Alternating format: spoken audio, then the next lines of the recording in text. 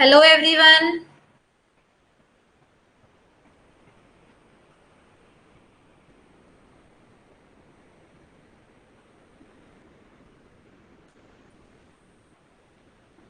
Okay, hello everyone. Is audio and video visible to you guys?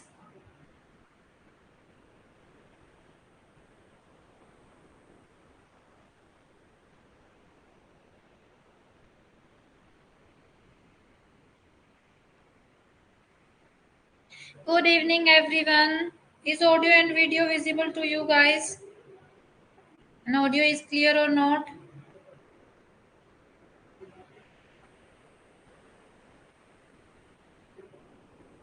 Good evening everyone. So 2-3 minutes wait कर लेते हैं ताकि सारे बच्चे ज्वाइन कर ले देन अपना सेशन शुरू करेंगे.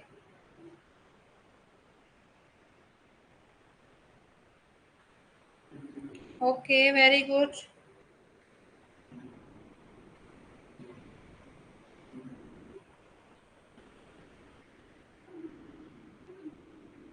Okay, Yashwant, welcome to Filler Form.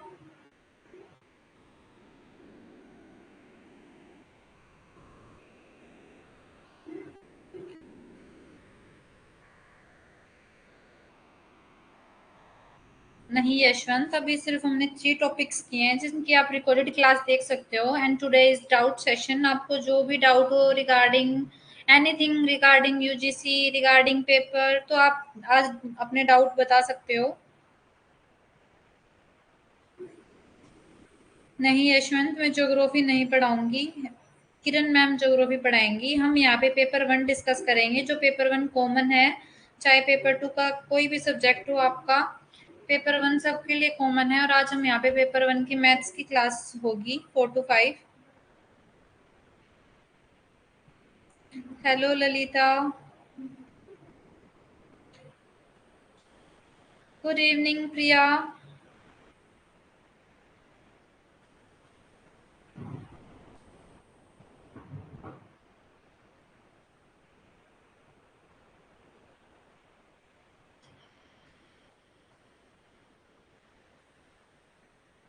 Good evening everyone.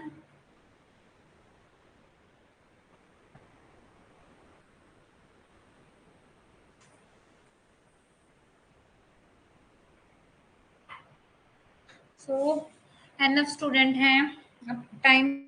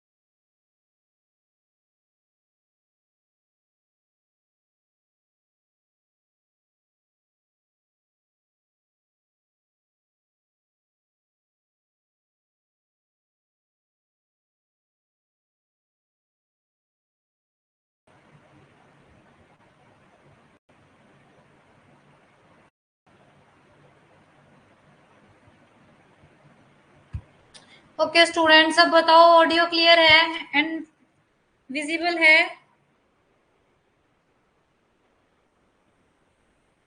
Network issue है, उसकी वजह से कनेक्शन चला गया था। ऑडियो वीडियो विजिबल है अब?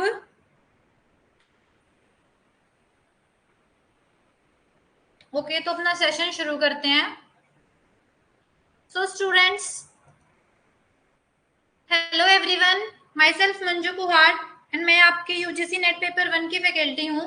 सो स्टूडेंट्स, आपको जो ये तीनों हमारे हैंडल्स आपको विजिबल है स्क्रीन पे, वो है हमारे टेलीग्राम का पेज, साथ में व्हाट्सएप पेज और जो हमारा इंस्टाग्राम हैंडल है वो है। अगर आपको किसी को भी कोई भी इंपॉर्टेंट नोटिफिकेशन चाहिए तो आपको हमारे इन्हीं पेजेस पे मिलेंगे, तो जल्दी से जाके इन पेजेस को फॉलो कर लो।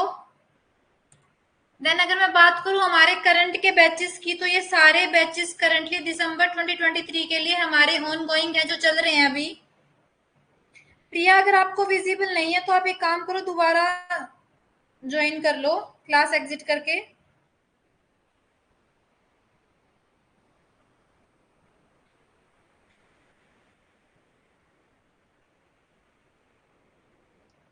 Abhijit hello, firstly welcome to filler form. And दूसरा, अगर नेट इश्यू है ना तो वाईफाई है ऑलरेडी घर पे, बट नेटवर्क हमारे हाथ में नहीं होता। देन ये है हमारा प्ले स्टोर से फिलर फॉर्म ऐप, जिसको आप प्ले स्टोर से इंस्टॉल कर सकते हो। साथ ही साथ अगर आप मंजू 10 कोड यूज करोगे तो आपको 10% का डिस्काउंट मिलेगा। ठीक है स्टूडेंट्स।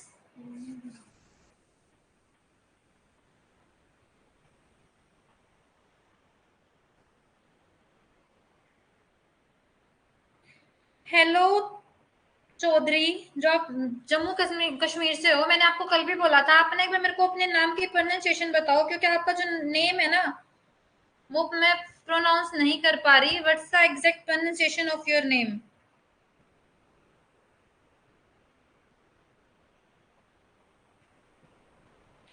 हाँ जी, शॉर्ट वीडियो अपलोड होती हैं हमारे यूट्यूब पर। Tajim, okay, hello Tajim. Okay, पहले तो ना मेरे को जितने भी आप लोगों के डाउट हैं वो डाउट बताओ एक एक करके, देन हम अपने आज के प्रैक्टिस क्वेश्चंस हैं फिर वो करेंगे।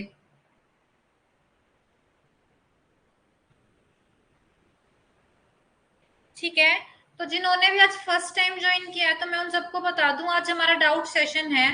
अगर आपने रिकॉर्डेड क्लास नहीं देखी है तो भी, अगर आपको परसेंटेज हो गया, प्रॉफिट एंड लॉस हो गया, एवरेज हो गया, या फिर पेपर के रिगार्डिंग कोई भी डाउट है तो आप आज हम मेरे से पूछ सकते हो। साथ में जो हमारे पुराने बच्चे हैं जिनको जिस भी क्वेश्चन में डाउट है वो मेरे को क्वेश्चन बताओ। ओके अभिजीत, तो फर्स्टली आप क्या करना, आपके पास जो आपका ऐप है वहां पे आपको रिकॉर्डेड क्लास मिलेंगी मैथ्स की। वहां पे हम प्रॉफिट एंड लॉस को डिस्कस कर चुके हैं, कंप्लीट हो गया है हमारा, एवरेज कंप्लीट हो गया है, और साथ ही साथ हमारा जो परसेंटेज है वो भी कंप्लीट हो गया है। हेलो पूजा। तो जिन भी बच्चों की आज फर्स्ट क्लास है, डोंट वरी, अगर आपको कोई भी डाउट है ना, हाँ जी, रिकॉर्डेड क्लास आप जाओगे ना, आपकी जो क्लासेस हैं, नोट्स हैं जहाँ पे कंटेंट, वहीं पे आपको मिलेगी क्लासेस, और क्लासेस में आपको मैथ्स की क्लास मिलेगी, मैथ्स बाय मंजू मैम, तो वहां से आपको मिल जाएंगी। आपका जो ऐप है उसी पे मिलेंगी सारी रिकॉर्डेड क्लासेस।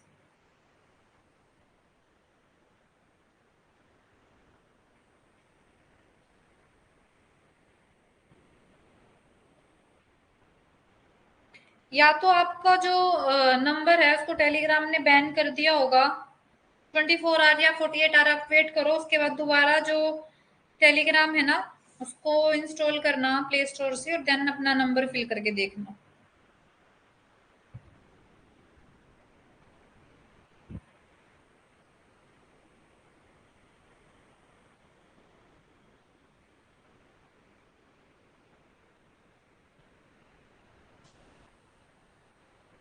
हाँ जी यशवंत। हाँ जी तजीम, हम ओल्ड पेपर है ना जो यूजीसी के जो प्रीवियस ईयर के पेपर है वो डिस्कस करते हैं। हम अभी तक 3 क्लासेस हमारी पीवाईक्यू की हो चुकी हैं, जिसकी पीडीएफ भी आपको मिलेगी। साथ में आपको पीवाईक्यू वाली क्लास मिलेगी हमारे यूट्यूब चैनल पे, फिलर फॉर्म का यूट्यूब चैनल है वहाँ पे।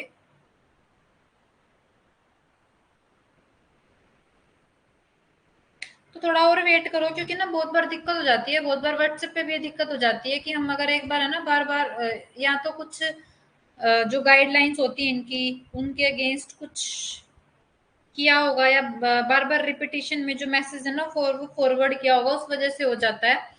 तो एक काम करो, थोड़ा वेट करो, नहीं तो फिर दूसरे नंबर से ट्राई करना।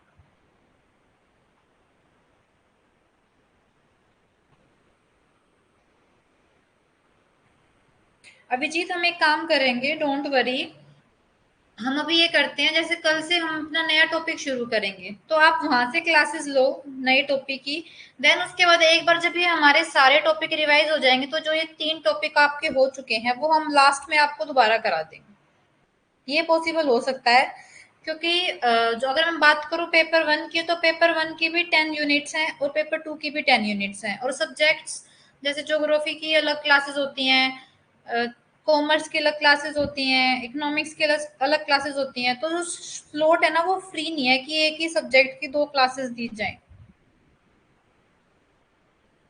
नहीं यशवंत, कोई चेंज नहीं हुआ अभी। हमारी class Monday to Thursday 4 to 5 PM ही होती है, एंड फ्राइडे सैटरडे हमारी क्लास होती है 9 PM।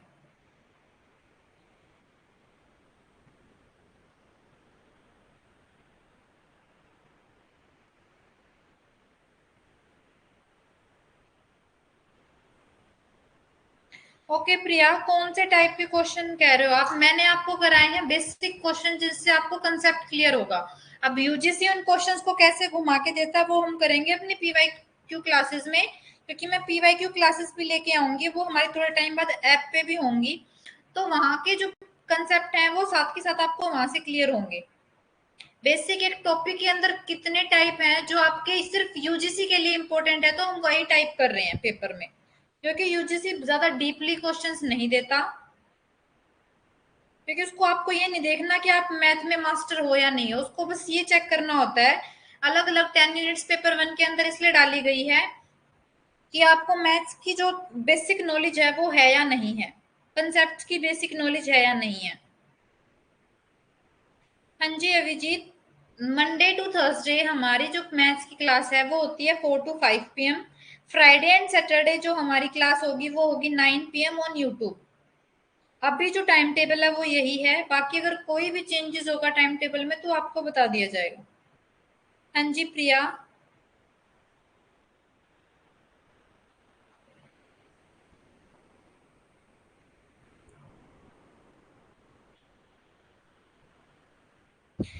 रिशु, मैथ्स के ना क्वेश्चन फिक्स नहीं है, 2 क्वेश्चंस भी हो सकते हैं, 3 क्वेश्चंस भी हो सकते हैं। बट अगर जो ये मैथ के क्वेश्चंस है ना, जैसे पेपर 1 में ना, जो मैं बताऊं फिक्स्ड क्वेश्चन कौन सी यूनिट के हैं, तो फिक्स्ड क्वेश्चन मैथ्स के जो क्वेश्चन है वो है डीआई के, हमारे 5 क्वेश्चन फिक्स्ड हैं, डीआई के आते ही आते हैं, और वो हो गए 10 मार्क्स के। ठीक है। रही बात मैथ्स के, तो बहुत बार 5 क्वेश्चन भी आ जाते हैं, 4 क्वेश्चंस भी हो जाते हैं, तो मतलब ऐसे वेरी करता रहता है। 3 to 5 के बीच में मैथ्स के क्वेश्चन रहते हैं। लेकिन जो ये मैथ के कंसेप्ट हैं, जैसे परसेंटेज हो गया, प्रॉफिट एंड लॉस हो गया, एवरेज हो गया, ये रेशो हो गया, ये 4 टॉपिक ऐसे हैं जो आपको डीआई के अंदर भी काम आएंगे।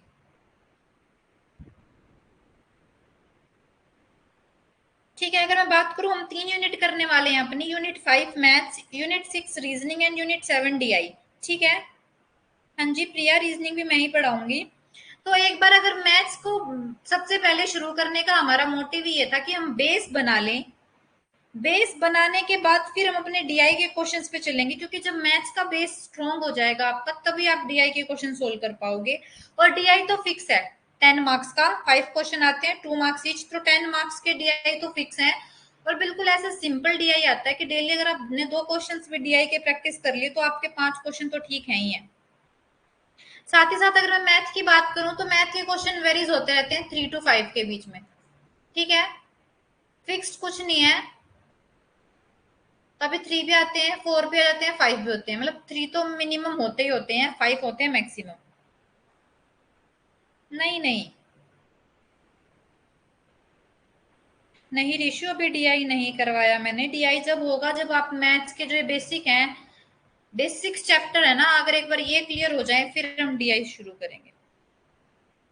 नहीं यशवंत, टेबल्स याद करने की कोई जरूरत नहीं है। बेसिक जो टेबल्स हैं, नॉर्मल मल्टीप्लाई, वो तो सबको ही आती है। ऐसा यहाँ पे ना आप लोगों को जैसे एसएससी का मैथ आता है, बैंकिंग का मैथ आता है, ये उस लेवल का मैथ नहीं है यहाँ पे।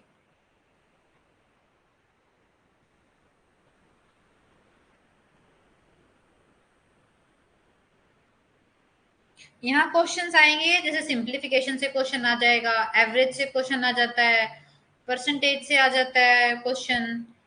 तो ऐसे बेसिक क्वेश्चन रहेंगे। ट्रेन वाला जैसे जो हमने स्पीड एंड डिस्टेंस वाला क्वेश्चन है ना, वर्क वाला, उसमें पीवाईक्यू में किया था अभी अपनी क्लास में, लास्ट क्लास में। तो ऐसा क्वेश्चन ऐसे उठ के क्वेश्चन आते हैं वहां। गुड्डू, मुझे पॉलिटिकल साइंस की क्लास का नहीं पता।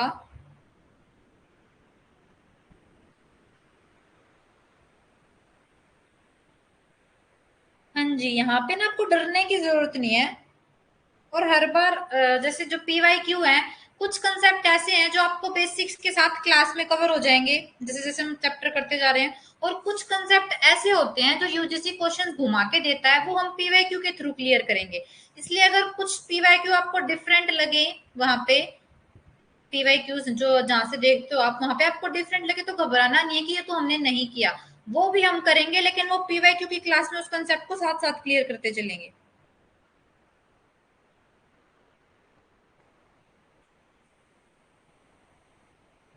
साक्षी, ये क्वेश्चन रेशो का है और अभी हमारा रेशो चैप्टर हुआ ही नहीं है।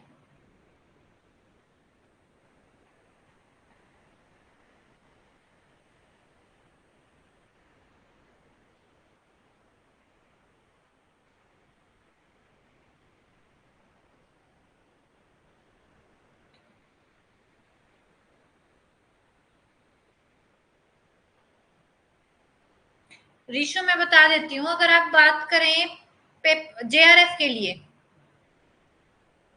अगर जेआरएफ की बात करूं तो पेपर वन में 30 क्वेश्चंस ठीक होने ही चाहिए। 30 मतलब 30 × 2 60 मार्क्स। तो आपको जेआरएफ के लिए चाहिए ही चाहिए पेपर वन के अंदर। ठीक है। वही अगर मैं पेपर टू की बात करूं तो पेपर टू हर सब्जेक्ट का डिफरेंट होता है। जैसे कॉमर्स के बच्चों का डिफरेंट परसेंटाइल निकलती है। ठीक है। ज्योग्राफी के बच्चों की वो डिपेंड होता है कि कितने बच्चों ने पेपर दिया है। पेपर टू की जो क्वेश्चंस हैं वो वहां से निकलते हैं, लेकिन पेपर वन में जीआरएफ के लिए 30 क्वेश्चन तो मिनिमम होने ही चाहिए। ठीक।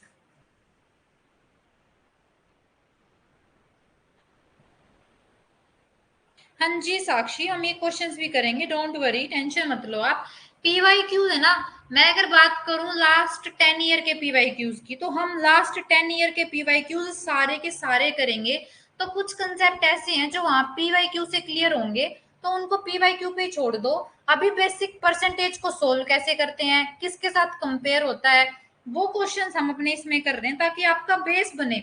जब बेस बनेगा तो फिर आप क्वेश्चंस को खुद सोल्व करने के आपके अंदर एक कॉन्फिडेंस आ जाएगा। हाँ जी प्रिया, दोनों पेपर्स को मिला के परसेंटाइल बनता है। बस जेआरएफ के लिए मिनिमम मार्क्स पेपर वन में 30 क्वेश्चंस तो ठीक होने ही होने चाहिए, मतलब मिनिमम 60 मार्क्स तो होने ही होने चाहिए अगर जेआरएफ चाहिए तो। बाकी अगर मैं सिंपल नेट की बात करूं तो सिंपल नेट का कोई क्राइटेरिया नहीं है। वो पेपर वन और पेपर टू को मिला के जो टोटल बच्चे होंगे उनसे कंपेयर करके परसेंटाइल मिलता है। मतलब एटलीस्ट ये मानो, टोटल अगर मैं 150 की बात करूं ना, तो आपके अराउंड 100 से 110 इतने क्वेश्चन अगर ठीक है तो आपका 200% जेआरएफ पक्का है। और मैं अगर बात करूं सिंपल नेट के लिए, तो अगर आपके 95 से अगर 100 के बीच में क्वेश्चंस ठीक है तो आपका नेट पक्का है। और कुछ सब्जेक्ट पे डिपेंड करता है। जैसे अगर मैं कॉमर्स की बात करूं तो वहां पे बच्चे ज्यादा होते हैं, तो वहां जो ये क्वेश्चन नंबर ऑफ क्वेश्चंस हैं ये चेंज हो सकते हैं, ऊपर नीचे हो सकते हैं। जहां बच्चे कम है फिर वहां पे थोड़ा वो बढ़ जाता है, कंपटीशन बढ़ जाता है। हाँ जी, दोनों क्वेश्चंस 150 नंबर के होते हैं जिसमें 2 मार्क्स ईच होता है, टोटल 300 मार्क्स का पेपर होता है। अगर आपके 100 से लेके 110 क्वेश्चन ठीक हैं, मतलब 200 से 220 के बीच में अगर आपके नंबर हैं, तो आपका 200% नेट जेआरएफ क्लियर है। प्रिया, सैलरी चेंज होती रहती है, सैलरी वेरी करती है कि वो जो कॉलेज है वो किस यूनिवर्सिटी के अंदर लाई करता है, मतलब अफिलेटेड है किस यूनिवर्सिटी के अंदर। और मैं अगर बात करूँ ना, जैसे मैं यहाँ पे एक प्राइवेट कॉलेज में पढ़ा रही हूँ, तो यूजीसी ने क्या फिक्स कर रखा है, यूजीसी ने फिक्स कर रखा है कि 21,700 सैलरी देनी ही देनी है, फिक्स्ड है असिस्टेंट प्रोफेसर को, ठीक है। लेकिन बहुत सारे कॉलेजेस ऐसे होते हैं, वो क्या करते हैं, 21,700 से नीचे भी देते हैं और 21,700 से ऊपर भी देते हैं। हाँ जी तजीम।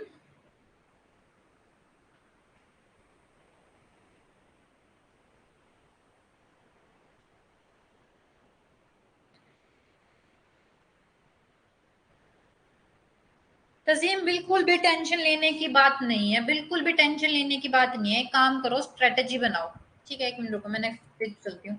स्ट्रेटेजी बना लो, जैसे पेपर 1 है, मैं बताती हूँ आपको पेपर 1 की स्ट्रेटेजी। पहले आज है ना, डाउट में बाद में लेती हूँ, पहले आप ये चीजें देख लो, क्योंकि जब आप एक अपनी प्रॉपर स्ट्रेटेजी बना लोगे ना, तो आपको ना बिल्कुल जो नर्वसनेस है, ये सारी चीजें आपकी खत्म हो जाएंगी, तभी जाके आप पेपर को क्लियर कर पाओगे। हाँ जी, कल से न्यू टॉपिक स्टार्ट होगा। ये देखो, पेपर 1 में मैं अगर बात करूँ ना यूनिट की, तो फर्स्ट यूनिट होती है हमारी टीचिंग की, सेकेंड यूनिट होती है हमारी रिसर्च की, थर्ड यूनिट होती है हमारी कॉम्प्रीहेंशन की। सबसे 5 क्वेश्चन इसमें से आते हैं, मतलब ये मान लो मैं वो बता रही हूँ, वो क्वेश्चन जिन पे मैं टिक कर रही हूँ ना, ये मान लो बिल्कुल फ्री के नंबर है, ठीक है। फोर्थ यूनिट होती है हमारी कम्युनिकेशन की, फिफ्थ यूनिट होती है हमारी मैथ्स की, सिक्स्थ होती है हमारी रीजनिंग की। इसके अंदर दो पार्ट है, mathematical reasoning and logical reasoning, ठीक है। उसके बाद सेवेंथ होती है हमारी डीआई, देन एक होती है हमारी आईपी की, फिर होती है हमारी पीपल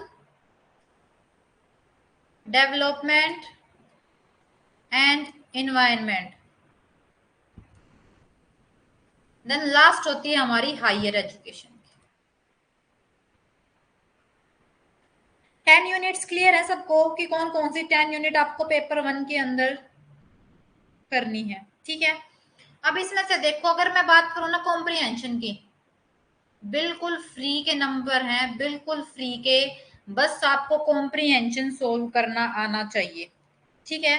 और कॉम्प्रिहेंशन कैसे सोल्व कर सकते हो आप, आपको वो भी बताऊंगी मैं इस लास्ट वीडियो में। कम्युनिकेशन बिल्कुल फ्री के नंबर, बिल्कुल फ्री के, बस चीजों को समझना है। कम्युनिकेशन बेसिकली होती क्या है, कम्युनिकेशन होता है अपने थॉट्स को, आइडियाज को एक पर्सन से दूसरे पर्सन तक समझाना। प्रियंका मैम ये यूनिट करा रही हैं, एक बार सारी वीडियोस देख लो। ये यूनिट, इससे इजी यूनिट नहीं मिलेगी आपको लर्न करने के लिए। ये भी बिल्कुल फ्री की यूनिट है, डीआई बिल्कुल फ्री की है। डीआई में मतलब 5 क्वेश्चन, एक तो डीआई में, और 5 क्वेश्चन हमारे इसके कॉम्प्रिहेंशन के, ये फिक्स हैं 10 क्वेश्चन। बाकी सारी जो यूनिट है इसके अंदर, उसमें क्वेश्चन ऊपर नीचे वेरी हो सकता है, लेकिन डीआई और कॉम्प्रिहेंशन के 5-5 क्वेश्चन, 10 क्वेश्चन, मतलब 20 नंबर हो गए तुम्हारे टोटल।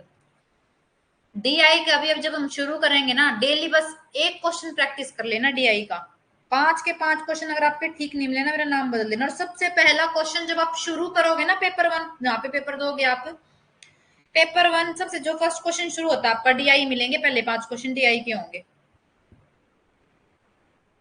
जहाँ पे आपका यूजीसी का पेपर शुरू होगा, फर्स्ट टाइम दोगे, सेकंड टाइम जो भी दोगे, जो सेकंड टाइम दे रहे हैं उनको तो पता ही होगा, जो फर्स्ट टाइम दे रहे हैं उनको बता दूं, पहले 5 ही क्वेश्चन आपका पेपर 1 से शुरू होता है। पहले पेपर 1 के 50 क्वेश्चन होते हैं, फिर पेपर 2 के 100 क्वेश्चन होते हैं, और टोटल 3 आवर्स का टाइम होता है। और पहला ही क्वेश्चन पेपर 1 में डीआई का होगा, और पहले 5 क्वेश्चन आपको डीआई के मिलेंगे, ठीक है। उसके बाद ये 2 यूनिट होगी, बिल्कुल 10-20 नंबर का पेपर आपका बिल्कुल ऐसे हो गया। अब उसके बाद देखो हायर एजुकेशन, ये है बिल्कुल आपकी रटने वाली सारी फैक्चुअल और कंसेप्चुअल चीज। जितनी जितना इसको समझ सकते हो, जितनी इसमें रोड लर्निंग कर सकते हो, जैसा जिसको भी जिस तरीके से चीजें याद रहती है ना, हायर एजुकेशन में वो कर लो। 4 से 5 क्वेश्चन तो इनमें से आपको मिलेंगे ही मिलेंगे। ठीक है, बिल्कुल 100% जितना हो सके ना हायर एजुकेशन में। जैसे वो चीजें हैं कि कौन सी यूनिवर्सिटी कब बनी थी, ठीक है, सारी चीजें हायर एजुकेशन के अंदर ऐसी हैं कि आपको लर्न करनी है। हायर एजुकेशन तो आप अपने अभी से शुरू कर दो ना, और अभी से शुरू करके आप 10 दिन में इसको कंप्लीट कर सकते हो, 10 दिन में। और उसके बाद डेली बस इसको आध घंटा दे दो इसको रिवाइज करने का। हाँ जी सविता। ठीक है, डेली 10 दिन के अंदर इसको खत्म करके हायर एजुकेशन को डेली बस इसको आधे हाफ आवर दे दो, हाफ एन आवर। और हाफ एन आवर में आपको कुछ नहीं करना, वही टॉपिक बार बार रिवाइज करने, वही टॉपिक बार बार रिवाइज करने हैं।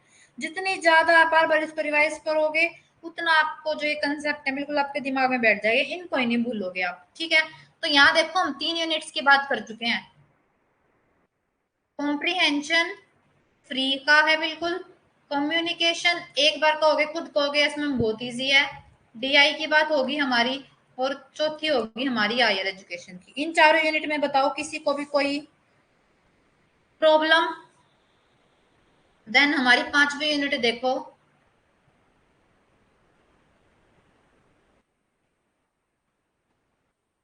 अगर मैं बात करूं ना आईपी की, आईपी है कंप्यूटर। इसमें भी बेसिक सारी वही चीजें हैं, input device, output device, software हो गए हमारे, फिर हमारे इंटरनेट के बारे में हो गए। ओके, हमारे जो कंप्यूटर था उसकी जितनी भी 5 लैंग्वेजेस थी। ठीक है, डीआई है आरती, डाटा इंटरप्रिटेशन। नहीं रिशु, अभी नेगेटिव मार्किंग नहीं है, कोई भी आपके लिए प्लस पॉइंट है नेट के अंदर। ठीक है, और हो गए हमारे सॉफ्टवेयर्स के बारे में हो गया, बाइनरी नंबर हो गया। बाइनरी नंबर सिस्टम में से ना पक्का एक क्वेश्चन आता है। अब तक तो मतलब ये मान लो मैं लास्ट 2 से 3 ईयर्स के क्वेश्चन देख रही हूँ, बाइनरी नंबर सिस्टम से पक्का क्वेश्चन आता है आईपी के अंदर। तो ये भी आप इजीली लर्न कर सकते हो, ये भी लर्निंग यूनिट है, इसमें समझने का कुछ नहीं है। जो आप मतलब ये मान लो सेकंड थर्ड क्लास से हमारा कंप्यूटर शुरू हुआ था, बिल्कुल आईसीटी यही आईपी। ठीक है, इसमें जितना आप लर्न कर सकते हो ना, हर एक बार लर्न करोगे आपको खुद समझ में आएगा कि जो हम सेकंड थर्ड क्लास से शुरू हो जाता है हमारा आईपी कंप्यूटर एक तरीके से, वहां से लेके आज कॉलेज तक जितना हमने पढ़ा है ना, बस सारा वही है, उससे बाहर कुछ भी नहीं है, कुछ भी। ठीक है, तो 5th यूनिट के बारे में हमने बात कर ली हमारी। इसको पेपर में आईसीटी के नाम से, वैसे इसको आईपी भी बोलते हैं, इंफॉर्मेशन प्रैक्टिस, सारा सब कुछ कंप्यूटर आईपी सब का मिक्स है ये। रोमान आज डाउट सेशन ही है, पहले डाउट लिए जाएंगे, चाहे वो किसी के पेपर के रिगार्डिंग हो, हमारे कोर्स के रिगार्डिंग हो, या कोई क्वेश्चन हो। देन उसके बाद अपना प्रैक्टिस क्वेश्चन करेंगे अगर सबके डाउट क्लियर हो गए तो, बिकॉज आज के सेशन का नाम ही डाउट सेशन है। अगर बच्चों के डाउट ही क्लियर नहीं है तो आगे आगे क्लासेस कराने का कोई फायदा नहीं, क्योंकि उनके माइंड में तो कुछ चीजें सेट ही नहीं हो रही। जब तक वो उनका माइंड क्लियर नहीं होगा तो आगे क्वेश्चंस कराने का कोई फायदा नहीं है। उसके बाद मैं बात करूं पीपल डेवलपमेंट एंड एनवायरनमेंट, ये भी हमारी लर्निंग थ्योरी है। अब आपके ऊपर है कि आपको कितनी चीजें, लर्निंग वाला पार्ट है सारा, आपको कितनी चीजें याद रहती हैं।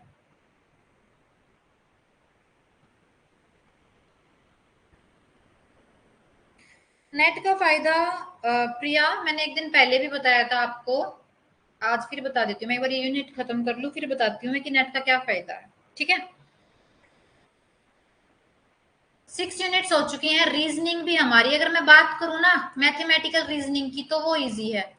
अगर मैं बात करूँ लॉजिकल रीजनिंग की, तो वहां पे आपको थोड़ा सा माइंड यूज करना पड़ेगा, मतलब माइंड गेम है, थोड़ा कंसेप्चुअल चीजें हैं, समझ जब समझ जाओगे उनको तो ही उनको सोल्व कर पाओगे, वरना लॉजिकल रीजनिंग आपको थोड़ी टफ लग सकती है। ठीक है, उसके बाद देखो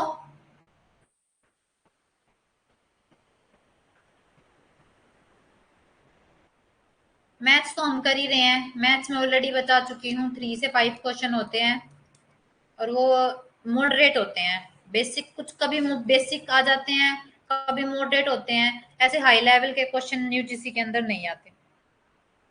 हाँ जी, लॉजिकल रीजनिंग से हर बार क्वेश्चन आता है और 2 से 3 क्वेश्चंस मतलब कंफर्म है लॉजिकल रीजनिंग से आएंगे।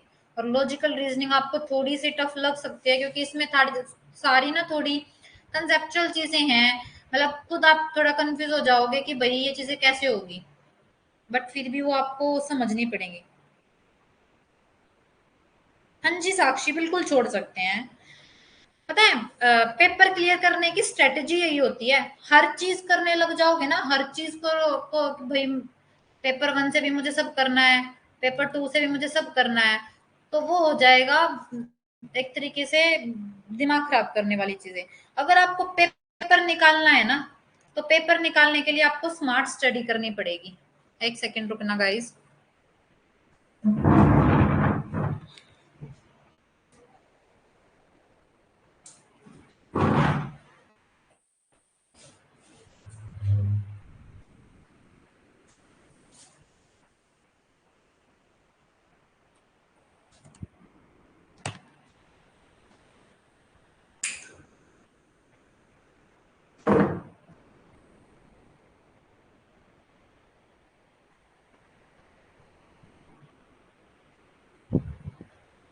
ठीक है, अब देखिए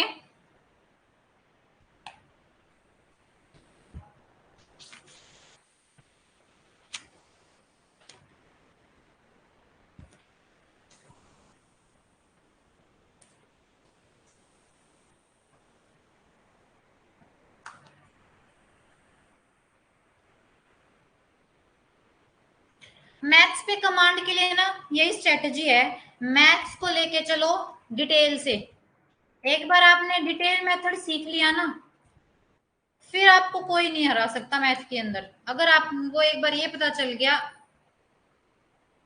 कि इस क्वेश्चन को, इस मेथड को इस तरीके से सोल्व करते हैं, डिटेल चीजें अगर आपको अच्छे से पता है, बेस आपका क्लियर है, देन आपकी मैथ पे कमांड है, फिर आपको कोई नहीं मैथ्स में वो कर सकता।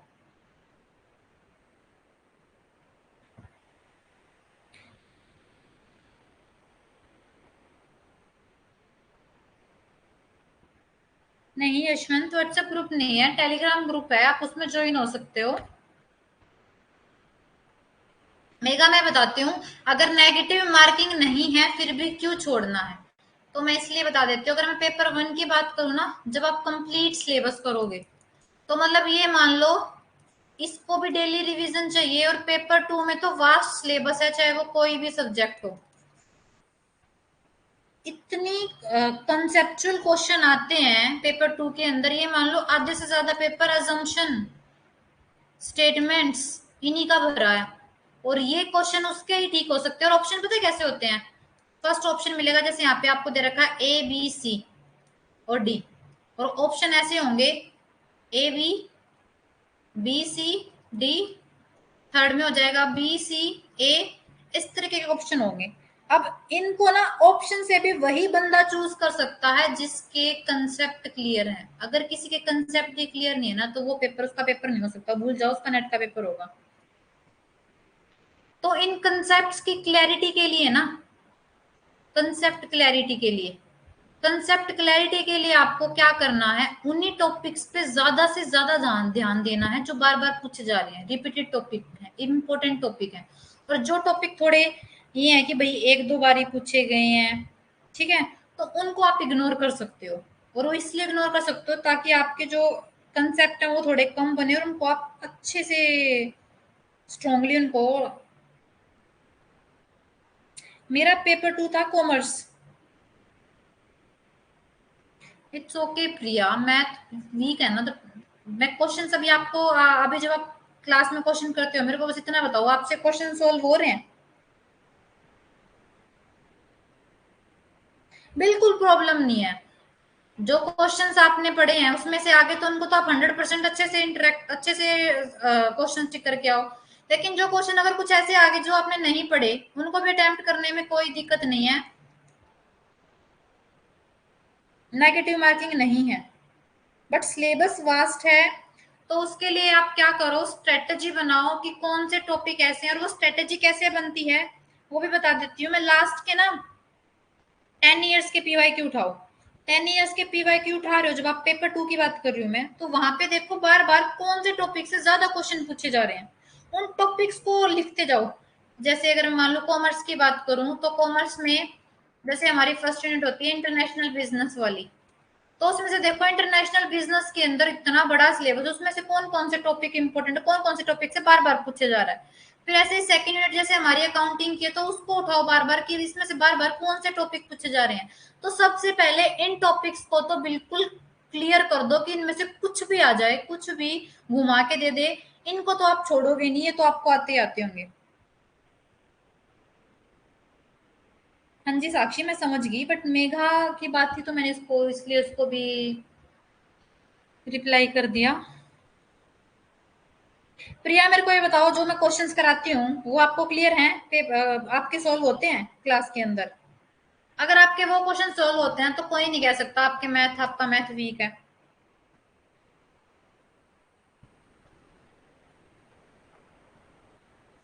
अब बताओ जिसको लग रहा था पेपर 1 में कैसे करेंगे, वीक है मेरा, उनको स्ट्रेटेजी क्लियर है, वो तो अपना ना हायर एजुकेशन हो गया, कम्युनिकेशन हो गया, उनको अभी बिल्कुल, कम्युनिकेशन तो ये मान लो 2 दिन में कंप्लीट है। मैं बताती हूँ, जो जो यूनिट होती जा रही है ना, जैसे तो छोटी यूनिट है, उनको याद करके एक साइड रखते जाओ, और डेली उनको बस ना अपने पूरे टाइम टेबल में हाफ आवर दे दो। जैसे कम्युनिकेशन होगी, उसको हाफ आवर दे दो, 2 दिन में कम्युनिकेशन खत्म कर सकते हो आप। कम्युनिकेशन खत्म हुई, हाफ आवर दे दिया, किसी भी टाइम हाफ आवर निकालो, सुबह उठते ही निकाल लो, एक बार कम्युनिकेशन के जहां भी नोट्स सारे को एक बार रिवाइज कर दो, ठीक है। नोट्स बनाने का सबसे बेस्ट तरीका है सिर्फ की पॉइंट्स लिखो, क्योंकि जो, अगर मान लो आप पूरा बड़ा बड़ा लिखने लग गए तो लिखने में रह जाओगे, लिखने में ही 2-3 महीने निकल जाएंगे। ऐसे स्ट्रेटेजी से पढ़ोगे ना रविंद्र, तो नहीं होगा गलत।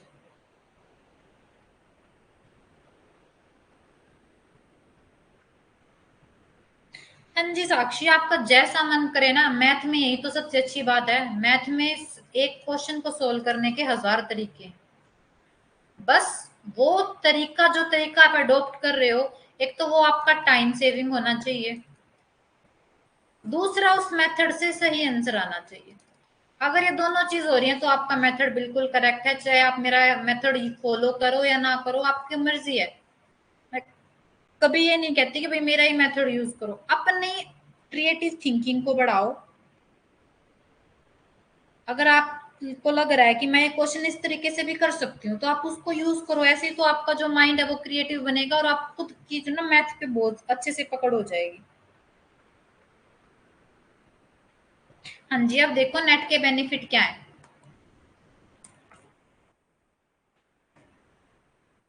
नेट के बेनिफिट देखो, एक तो आज के टाइम में चाहे प्राइवेट कॉलेज है, चाहे पब्लिक कॉलेज है, मतलब गवर्नमेंट कॉलेज है या लिमिटेड कॉलेज है, कौन सा भी कॉलेज है, बिना नेट के आप कॉलेज के अंदर नहीं आपको जॉब मिलेगी। अगर बाय चांस आपको कॉन्ट्रैक्ट बेस पे मिल भी गई, तो जैसे ही कोई नेट का बच्चा आएगा या नेट की वैकेंसी, नेट का स्टूडेंट आएगा, आपको निकाल दिया जाएगा, ठीक है। दूसरा, अगर आप तैयारी कर रहे हो government exam, government assistant professor के लिए, ठीक है, तो वहां पे बनता है एपीआई स्कोर हर बच्चे का। और जो हमारी सेंट्रल यूनिवर्सिटी, अगर मैं डीयू की बात करूँ ना, तो वहां पे उन्हीं बच्चों को इंटरव्यू के लिए बुलाया जाता है जिनका 50 से ज्यादा एपीआई स्कोर हो। और वो एपीआई स्कोर में क्या क्या चीजें ऐड होती हैं, आपकी 10th के मार्क्स, आपके 12th के मार्क्स, क्राइटेरिया दे रखा है। जैसे अगर 60 से 70 है तो उनको मिलेंगे, जैसे कोई भी एग्जाम्पल ले रही हूँ मैं, 5 नंबर, 70 से 80 उनको मिलेंगे ऐसे 6 नंबर, ऐसे क्राइटेरिया बांट रखा है हर किसी का। 10th के मार्क्स, 12th के मार्क्स, आपकी डिग्री के मार्क्स, ग्रेजुएशन डिग्री के, पोस्ट ग्रेजुएशन के मार्क्स, ठीक है। इनके बेसिक क्राइटेरिया, जिसके बीच में आपके जैसे 70 से 80 है डिग्री में, तो आपको 3 नंबर मिल जाएंगे। पोस्ट ग्रेजुएशन के बाद अगर आपका नेट क्लियर है, सिंपल नेट क्लियर है, तो आपको मिलते हैं 8 मार्क्स। अगर आपका JRF क्लियर है तो आपको मिलते हैं 10 मार्क्स, और अगर आपने PhD कर रखी है, कंप्लीट PhD कर रखी है, तो आपको मिलते हैं 25 मार्क्स। ठीक है। और अगर आपने नेट के बाद ही आप अपने पेपर पब्लिश करा सकते हैं, और अगर आपने अपना कोई पेपर पब्लिश करा रखा है तो एक पेपर पब्लिश अगर आपका हो रखा है तो एक पेपर के मिलते हैं 2 मार्क्स। ऐसे जितने भी पेपर आपने पब्लिश करा कर रखे होंगे, हर पेपर के आपको 2-2 मार्क्स मिलते जाएंगे। तो इन सब का टोटल अगर आपका 50 हो गया या 50 से ज्यादा हो गया, तो ही आप क्या कर पाओगे, जितनी भी हमारी सेंट्रल यूनिवर्सिटी है उनका पेपर दे पाओगे। तो सबसे बड़ा बेनिफिट तो यही दिख रहा है आपको। मान लो किसी के 10th में कम नंबर हैं, 12th में कम नंबर हैं, डिग्री में भी एवरेज है 70 मान लो, इसमें भी एवरेज है 70, यहाँ से आपके चलो मान लो 10 नंबर तो नहीं बनेंगे, रेयर ही चांस है, 90 से 100, 95 टू 100 वालों को ही मिलते हैं 10 नंबर। यहाँ बन रहे हैं आपके 6 नंबर, यहाँ मान लो आपके 7 नंबर, यहाँ मान लो आपके 6 नंबर, यहाँ भी मिल रहे हैं आपको 6 नंबर, तो 6 और 6 12 और 6 18 सिर्फ 25 नंबर। 25 नंबर से आप इंटरव्यू के लिए क्वालिफाई नहीं हुए। देन उसके बाद अगर आप इन चीजों को क्लियर करते जाओगे तो अपना एपीआई स्कोर आपका अच्छा होता जाएगा, और जैसे ही आपका एपीआई स्कोर अच्छा होगा, आप सेंट्रल यूनिवर्सिटी में इंटरव्यू के लिए क्वालिफाई हो जाओगे, और वो यूनिवर्सिटीज बुलाती हैं, 100% बुलाती हैं।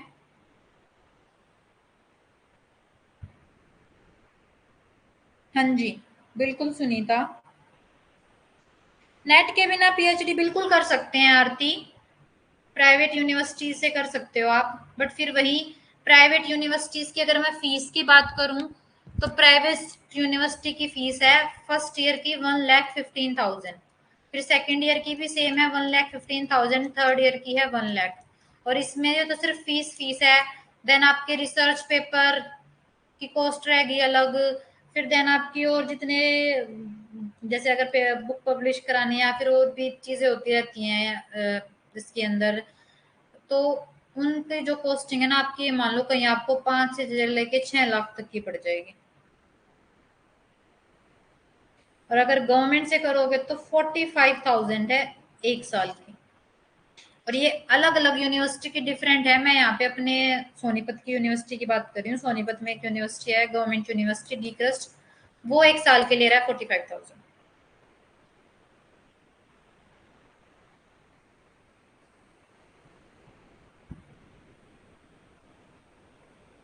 क्या यशवंत?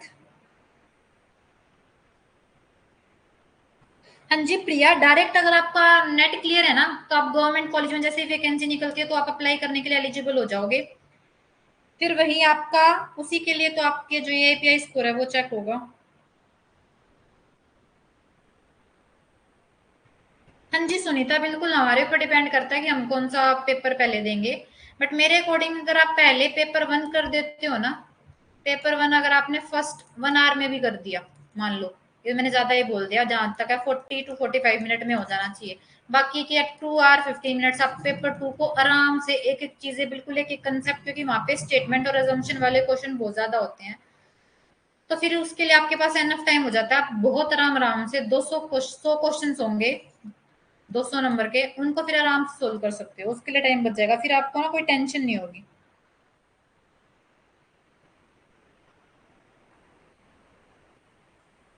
हाँ जी, और प्राइवेट यूनिवर्सिटी में उससे पहले तुम भूलेगी एंट्रेंस होगा, एंट्रेंस एग्जाम। देन उसके बाद एंट्रेंस एग्जाम के बाद तो कुछ नहीं है, डायरेक्ट डॉक्यूमेंट वेरिफिकेशन होता है और फिर शुरू हो जाता है, फीस दो और बस। हाँ जी, गवर्नमेंट कॉलेज में एपीआई स्कोर चेक होता है, प्राइवेट में नहीं होगा। प्राइवेट में तो फिर ये मान लो जिस लेवल का कॉलेज है ना, मान लो कोई अच्छा कॉलेज भी हो जाता है प्राइवेट, तो वो अच्छी पे भी कर देता है। जैसे हमारे यहाँ पे हैं बहुत सारे कॉलेजेस, वो पर मंथ 45 भी दे रहे हैं, ऐसी बात नहीं है। 45,000 एक टीचर को दे रहे हैं, उसके पास एक्सपीरियंस है अगर ना, अगर 4 to 5 ईयर का, और साथ में उसका नेट क्लियर है, पीएचडी या तो परसुइंग है या पीएचडी भी क्लियर कर रखी है, तो वो बहुत सारे हमारे यहाँ पे हरियाणा में भी सोनीपत के अंदर कॉलेजेस हैं जो टीचर्स को 45,000 भी दे रहे हैं, प्राइवेट कॉलेजेस, ऐसा कुछ नहीं है। बट 21,700 तो फिक्स होती है। फिर अगर कोई नया बच्चा जाता है ना जिसके पास एक्सपीरियंस नहीं है, तो वो उनको 21,700 भी नहीं देते। उनको बिलो ही देते हैं, कम देते हैं।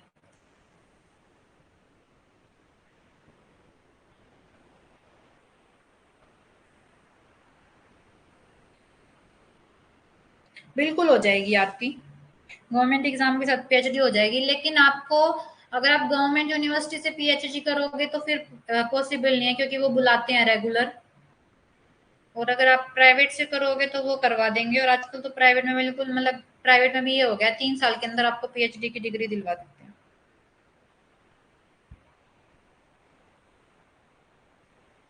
मैम अगर हम एपी एग्जाम एंड इंटरव्यू पास कर देते हैं तो नंबर आता है, हाँ जी बिल्कुल। नहीं, एक और चीज बताती हूँ, बहुत सारे कॉलेज, लिमिटेड कॉलेजेस के बारे में सुना होगा आपने। जो लिमिटेड कॉलेजेस होते हैं ना, वहां स्कोप बहुत ज्यादा है। वो होते हैं ऑर्गेनाइजेशन के कॉलेज, ठीक है। तो वहां पे क्या है, अगर आपका नेट भी क्लियर है ना और वहां पे वैकेंसी है, तो वो आपको इजीली सिर्फ इंटरव्यू के बेस पे, बिना एपीआई स्कोर चेक करे, कुछ भी चेक करे। बहुत सारे कॉलेजेस होते हैं, मैं सबकी बात नहीं कर रही, कुछ कॉलेजेस वो अंदर का क्राइटेरिया होता है, वो सिर्फ इंटरव्यू के बेस पे ना डायरेक्ट सेलेक्ट कर लेते हैं। और उसके बाद रेगुलर पोस्टिंग निकालते हैं, और रेगुलर पोस्टिंग में वो देते हैं 60,000 सैलरी। और जब आपका वहां पे एक्सपीरियंस हो जाता है तो फिर वो यूनिवर्सिटी, उसके कॉलेज के अंदर ही यूनिवर्सिटी की तरफ से आती है गवर्नमेंट पोस्ट। तो फिर उन गवर्नमेंट पोस्ट पे फिर वो सैलरी बढ़ा देते हैं, वो कर देते हैं 88,000। तो कॉलेजेस के अंदर ना जब आप ज्वाइन करोगे तब आपको ये सारी चीजें पता चलेंगी कि कैसे कैसे इंटरनली भी जो पोस्ट है ना वो निकलती रहती हैं। ये सारी पोस्ट ये नहीं है कि भैया आपको डायरेक्ट इस नोटिफिकेशन, कुछ पोस्ट ऐसे होते हैं जब एक बार आप घुस जाओगे ना, चाहे कॉन्टैक्ट बेस पे भी घुस जाओ, फिर वहां आपको पता चलता है कि कैसे यहाँ पे रेगुलर हो सकते हैं और कैसे यहाँ पे गवर्नमेंट भी लग जाएंगे उसी कॉलेज के अंदर। बिल्कुल तजीम, 1 मिनट में आपको क्वेश्चन देखती हूँ। बता दिया मैंने।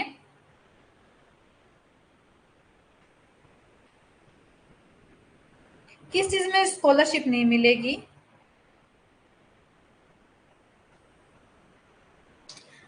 एक बात बता दूं मैं, अगर आपका नेट जेआरएफ क्लियर है और आप कर रहे हो जॉब, और उसके साथ आपको पीएचडी करनी है, तो आप प्राइवेट यूनिवर्सिटी के पास जाओ। प्राइवेट यूनिवर्सिटी क्या करेगी, आपको जेआरएफ दिलवाएगी, चाहे आप आओ या ना आओ, और आप साथ में जॉब भी करो। प्राइवेट यूनिवर्सिटी जो जेआरएफ दिलवाएगी, और साथ ही साथ फिर जितनी भी आपकी फीस है ना वो इस जेआरएफ से ही निकल जाएगी प्राइवेट यूनिवर्सिटी की। तो आपकी जॉब भी स्कोर सिक्योर रहेगी, साथ ही साथ आपके पास पीएचडी की डिग्री भी आ जाएगी, और स्कॉलरशिप से आपकी पीएचडी भी कंप्लीट हो जाएगी। वहां पे प्रिया, मैं वहीं की बात करी थी, वहां पे 45,000 भी पे करने हैं एक टीचर को। उसके पास 5 to 6 ईयर का एक्सपीरियंस है जहाँ पे मैं पढ़ा रही हूँ।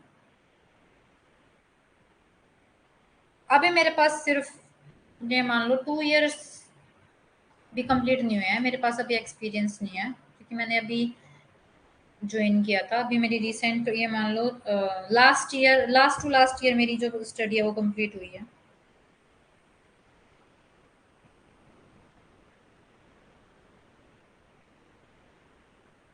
हाँ जी सुनीता, अगर गवर्नमेंट जॉब लगी फिर वो पीएचडी वालों को स्कॉलरशिप नहीं देते। बट अगर जॉब आप कर रहे हो, मान लो किसी कॉलेज में टीचिंग की जॉब कर रहे हो और वहां पे आपकी गवर्नमेंट जॉब नहीं है, कॉन्ट्रैक्ट बेस पे है, तो आप आराम से आप अपनी जॉब भी कर सकते हो और आपकी पीएचडी भी हो जाएगी, ऐसा कुछ नहीं है। हाँ जी रिशु।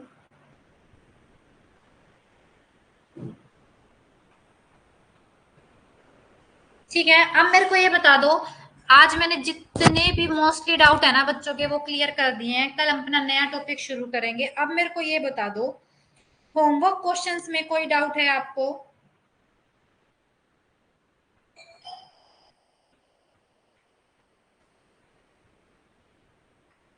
ज्यादा नहीं लगता तजीम। सेंट्रल यूनिवर्सिटी की तो जो कॉस्टिंग है ना, पहली बात तो सेंट्रल यूनिवर्सिटी में थोड़ा, मतलब जो वे शीट निकालते हैं ना, बहुत कम निकालते हैं। जैसे कॉमर्स में निकाल दी 2 शीट 4 शीट ऐसे निकालते हैं। बट वहां की जो, अगर मैं फीस की बात करूँ तो बिल्कुल कम है, बिल्कुल मिनिमम फीस लेती हैं जितनी भी ये सेंट्रल यूनिवर्सिटी है। कल का होमवर्क मेगा यही है, नहीं चल रहा है। कल का होमवर्क मेगा यही है कि हमारे जो प्रीवियस टॉपिक है ना, जो हमारे प्रीवियस टॉपिक है, प्रॉफिट एंड लॉस हो गया, परसेंटेज हो गया, एवरेज हो गया, उनको स्टडी करना, उनको डिस्कस करके आना। साथ ही साथ जो आज के ये 5 क्वेश्चन है, ये आपके होमवर्क क्वेश्चन है फिर, तो आज हम सोल्व नहीं कर पाए। इसमें देख लो, मैं फर्स्ट क्वेश्चन बता देती हूँ। हाँ, कल वाला होमवर्क क्वेश्चन भी मेरे को चेक करना है, उसका आंसर मैं बता देती हूँ। उसका आंसर 120 है। अब मेरे को ये बता दो, जो कल मैंने होमवर्क क्वेश्चन दिया था उसका 120 किस किस का आंसर है। आज के जो ये 5 क्वेश्चन है ना, वो एक बार अपनी कॉपी में लिख लो। और मैं ये होमवर्क क्वेश्चन है आपके, क्योंकि आज हम रिवाइज नहीं कर पाए, हमारे डाउट ही इतने थे। तो ये 5 जो क्वेश्चन होमवर्क क्वेश्चन है, जो हम कल इनके आंसर डिस्कस करेंगे।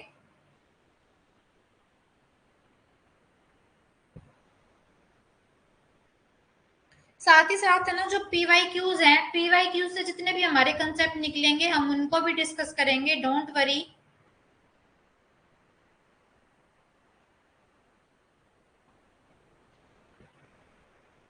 हाँ जी सुनीता, इसलिए होता है क्योंकि एक बात बताऊं, पेपर 2 का जो लास्ट के 10 क्वेश्चंस होते हैं, वो हर पेपर में, चाहे कॉमर्स का पेपर है, सबके में 10 क्वेश्चंस लास्ट के होते हैं कॉम्प्रीहेंशन के। हाँ, मैं कॉम्प्रीहेंशन तो आपको बताने भूल गई कैसे सोल्व करते हैं, पर कॉम्प्रीहेंशन और देख लो।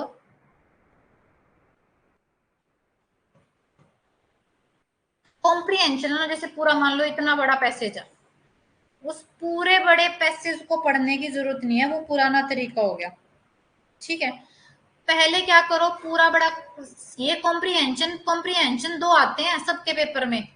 एक तो आते हैं पेपर 1 में जिसके 5 क्वेश्चन होते हैं, और पेपर 2 में चाहे किसी का कौन से भी सब्जेक्ट का पेपर है, चाहे ज्योग्राफी है, कॉमर्स है, इकोनॉमिक्स है, सेकंड पेपर में भी सबके में कॉम्प्रीहेंशन आता है, जो होते हैं 10 क्वेश्चंस।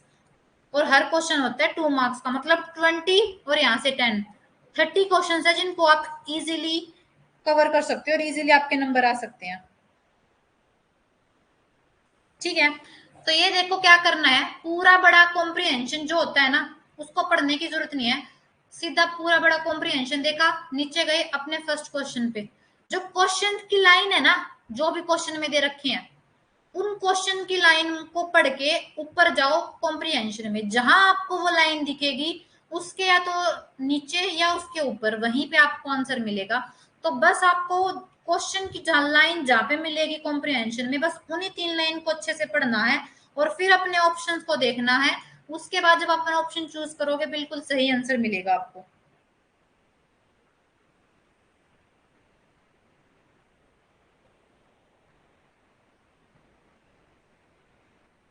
जी, दोनों पेपर में होता है, तो वही बता रही हूँ। तो मैं ना आज आपको ये भी एक होमवर्क दे रही हूँ।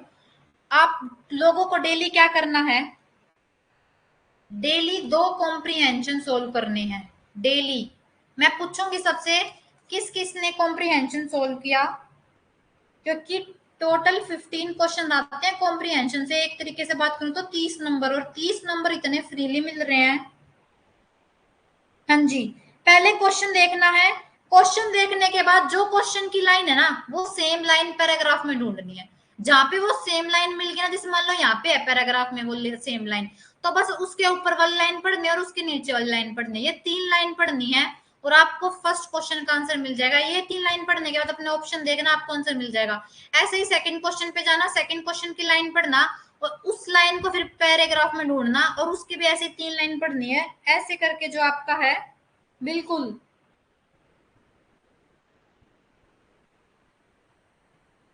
मिलती हैं ऋतुराज। मैंने खुद, इतने पेपर होते हैं, जैसे हमारे और भी पेपर होते रहते हैं, मैंने कॉम्पिटेटिव एग्जाम्स के भी पेपर दिए हैं। मैं हमेशा स्टार्टिंग से कॉम्प्रीहेंशन ऐसे ही सोल्व करती आई, और आज तक मेरा एक भी क्वेश्चन गलत नहीं हुआ है कॉम्प्रीहेंशन का। मैं अपना एक्सपीरियंस आप लोगों को बता रही हूँ। बिल्कुल ध्यान से पढ़ना है, उनका मीनिंग समझना है। ऐसे ही नहीं कि डिट्टो आपको ऐसा कैसा आंसर मिल जाएगा कि वही वही सेम लाइन आपको जो ऑप्शन में वो मिल जाएगी। उन तीनों लाइन को अच्छे से पढ़ के उनका मीनिंग निकालना है, फिर हमारे जो ऑप्शन है उनका मीनिंग देखना है, और वहां से आंसर निकलेगा।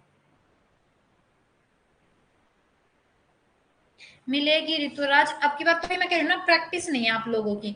अब मैं ये करूंगी, डेली मैथ के साथ है ना, आप लोगों को 2 कॉम्प्रीहेंशन सोल्व करके आने हैं। और उन दो कॉम्प्रिहेंशन को ऐसे ही सोल्व करना है। पीवाईक्यूज उठाओ कॉम्प्रिहेंशन के, इतने सारे मिलेंगे आपको, इतने सारे आपको नेट पे मिल जाएंगे, यूट्यूब पे मिल जाएंगे, उनको सोल्व करके आओ। और जैसे मैं बता रही हूँ ऐसे ही सोल्व करने की ट्राई करो। एक बार ऐसी हैबिट बना लो, मैंने भी ऐसी हैबिट बनाई थी। जब मेरी हैबिट बन गई ना, फिर मेरे क्वेश्चन ठीक होने लग गए थे। आप लोग भी अपनी हैबिट बनाओ, डेली दो कॉम्प्रिहेंशन सोल्व करो, देखो 30 नंबर बिल्कुल आपके हाथ में है, कहीं नहीं जाने वाले। ये मान लो 200 में से 30 नंबर आ गए, आपको 200 चाहिए ना जीआरएफ के लिए, 200 में से 30 नंबर मतलब आपको फिर बाकी 170 नंबर के लिए पढ़ना है।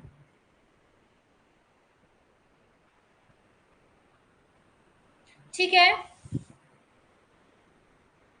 अब एक बार मैं क्वेश्चन बोल रही हूँ, question 1, question 2, question 3, question 4 and question 5 जो हमारे ये हैं, मैं इनको इरेज कर रही हूँ। एक बार ये क्वेश्चन नोट डाउन कर लो, ये होमवर्क क्वेश्चन है जिनके आंसर्स मैं कल, जिसको समझ में नहीं आएगा मैं उसको कल सोल्व कराऊंगी, और जिसको आ जाएगा, आंसर बता देती हूँ मैं इन सबका। आंसर बताओ या फिर कल ही आप आंसर बताओ, तो क्योंकि आंसर बताने से ना फिर जिनका ना भी आएगा वो भी कह देगा यस मैम ये आंसर आ गया मेरा। मैं इसलिए अपनी पीडीएफ में आंसर नहीं लेके आती, मैं चाहती हूँ आप लोग बताओ पहले मेरे को कि किसका क्या आंसर आया, फिर मैं करेक्ट आंसर बताऊंगी।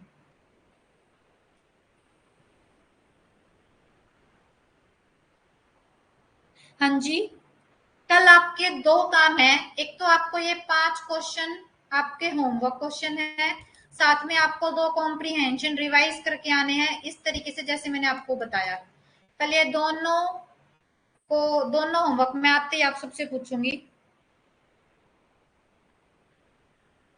हाँ जी, जो आप जिनकी फर्स्ट क्लास है ना उनके लिए मैं कल ये पांचों क्वेश्चन पहले एक्सप्लेन करूंगी, फिर अपने नए टॉपिक पे चलेंगे, डोंट वरी। ये उनके लिए होमवर्क क्वेश्चन है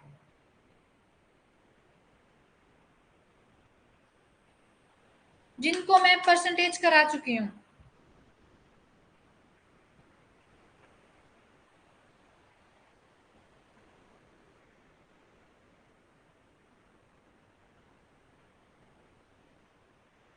एक क्वेश्चन देखो मैं बता देती हूँ, क्वेश्चन ए की आय, ए की इनकम बी से 33 1/3% ज्यादा है, तो बी की आय ए से कितने प्रतिशत कम होगी। तो ये वही वाले हैं, इतने परसेंट इंक्रीज, इसको फ्रैक्शन में चेंज कर लो।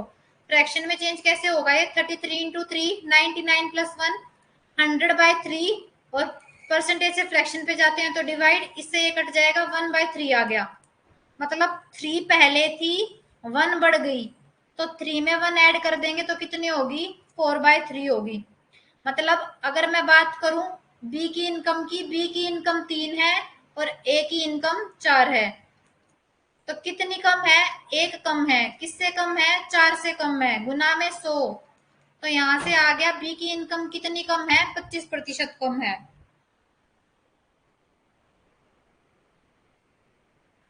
ठीक है, बाकी के सेकंड क्वेश्चन देखो, ऐसे ही क्वेश्चन आपको करके लेके आने हैं।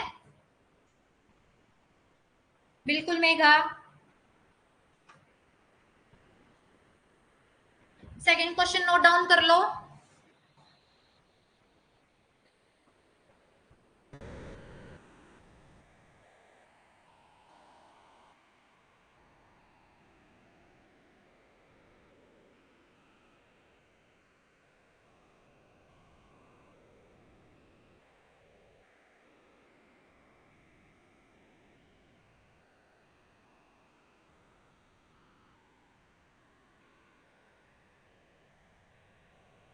सेकंड क्वेश्चन हो गया, तो थर्ड क्वेश्चन देखो।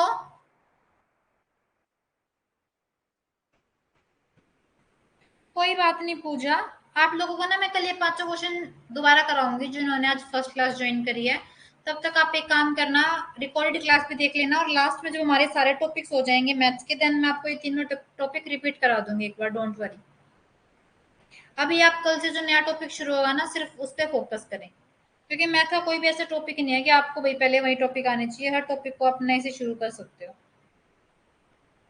हाँ जी साक्षी, पीडीएफ में है ये क्वेश्चन, बट अभी इसके बाद जैसे एक क्लास ज्योग्राफी की होगी, उसके बाद हमारी मीटिंग भी है, देन मैं पीपीटी से पीडीएफ में कन्वर्ट करूंगी, तो टाइम लग जाएगा आप लोगों के पास पीडीएफ आने में। तो इसलिए मैं चाह रही हूँ आप नोट डाउन कर लो, क्योंकि 5 ही क्वेश्चन है। पीडीएफ आपको मिल जाएगी, बट वो सेम डे अपलोड नहीं हो पाती, इसलिए। थर्ड क्वेश्चन के बाद फोर्थ क्वेश्चन देखो।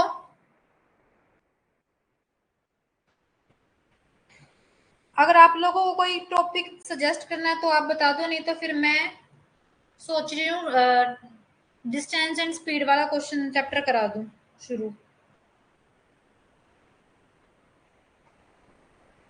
जैसा एक क्वेश्चन हमने ट्रेन वाला देखा था ना पेपर में, ट्रेन वाले प्लेटफॉर्म वाले बहुत क्वेश्चन आते हैं, तो मैं सोच रही हूँ पहले थोड़ा टफ टॉपिक है वो, उसको खत्म करा देती हूँ, फिर हमें रेशो भी करना है।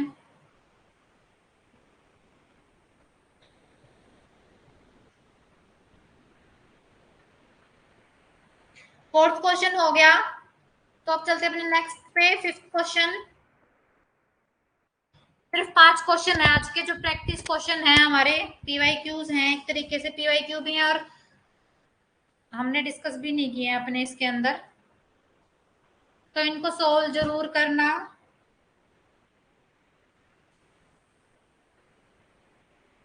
साथ ही अगर किसी को और कोई डाउट हो तो वो मेरे से पूछ सकता है।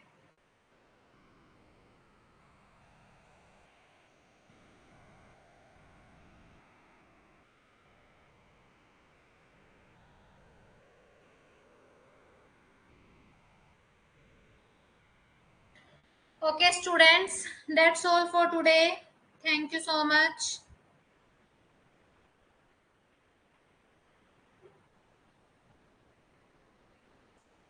हाँ जी, ये यशवंत मैथ्स कंपलसरी है, हो जाएगी Pooja, don't worry. Thank you students, take care. जो मैंने होमवर्क दिया है दोनों होमवर्क जरूर करके आना।